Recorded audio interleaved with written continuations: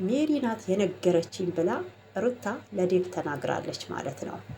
ይሄ ትዳር እንዲፈርስ አንቺ እኮ ጀግና ነሽ፣ በርቺ፣ አያስፈልግሽም ይሄ ዝሙተኛ እያልሽ ስትገፋፊያት ሩታና አብርሽ እንዳይነጋገሩ፣ እውነቴን እኮ ነው፣ አንድ ቃል ሩታ እንዳታወጣ።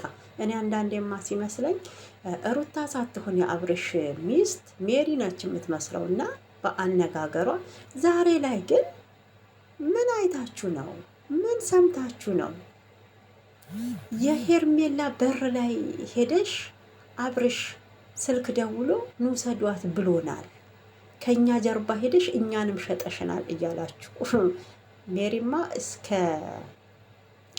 የሩታ አባትን ምን አባሽ ትጮያለሽ ብላታለች ማለት ነው። እውነቴን ነው። መጀመሪያ ክብር ይኑራችሁ ላነጋገራችሁ።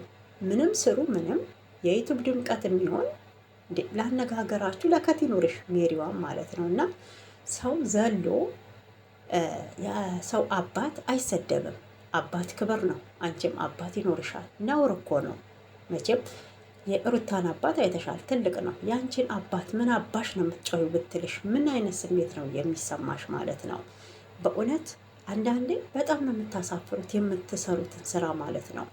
ሩታ ማንን ነው ደስታን ነግሬ ካለው ተነጋግረን የለም ወይ ልጁን ለአብርሽ እንደምሰጥ የነገርኩት ለአንተ ነው እንጂ ሌላ ሰው አያውቅም። ይሄ ደግሞ ሚስጥር አይደለም ወይ እያለች ነው ማለት ነው። ቆይ ነገሩ ውስብስብስብ እያለ የመጣው ለምንድን ነው ማለት ነው? አሁን ላይ ሜሪም እየተናገረች ነው። አብርሽ ከሄርሜላ ጋር ፍቅር ውስጥ ገብቷል። እየሄድሽ ህይወቱን አትበጥብጭው፣ ያንቺ መጫወቻ አይደለም፣ እየተጫወትሽበት ነው ብላ ሜሪ ተናግራለች ማለት ነው።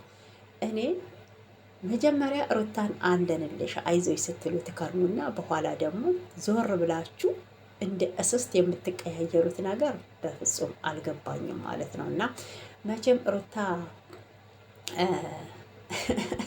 ይዛሽ ስላልሄደችና ሄርሜላንም ሆነ አብርሽንም ስላልሰደብሽ በጣም ተናዳችሁ የመጣችሁ ትመስላላችሁ፣ ዳኒና ሜሪ ማለት ነው።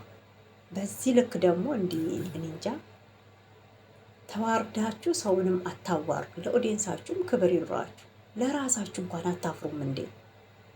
አንዴ ወደ አብርሽ አንዴ ወደ ሩታ።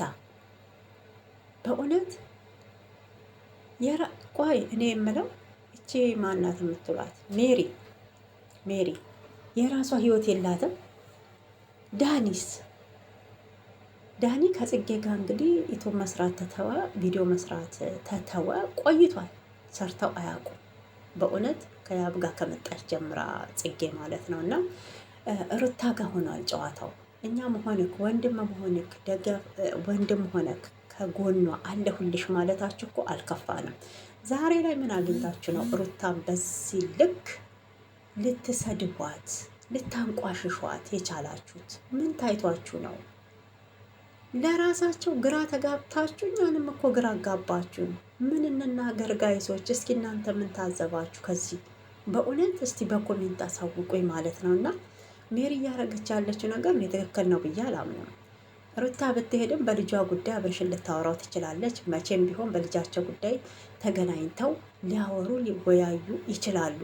የሆዷ ውስጥ ያለውን ተውትና ልዑል አለ እዚህ ጋር የሆነ ነገር ያስፈልገዋል ወይ የሆነ ሆስፒታል ቼክአፕ ይኖረው ይሆናል፣ ክትባት ለዛ ጉዳይ ሊነጋገሩ ልትሄድ ትችላለች። እና እየሄድሻልሽበት መንገድ እኛንም አስደፍሮናል፣ ቅናት ነው እያሉ ነው። እናንተ ምን ትላላችሁ?